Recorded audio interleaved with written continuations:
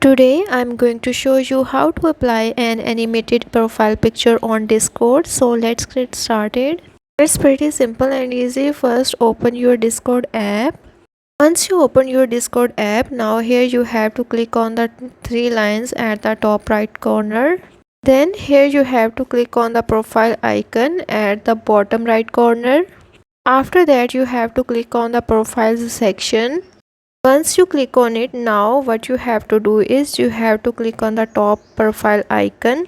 Now as you can see here, it's showing me a message: get animated avatars, upload GIFs. To animate your avatar only with the Nitro, you have to buy their Nitro package to upload GIFs or animated profile pictures. Without it, you won't be able to upload any GIF or animated profile picture.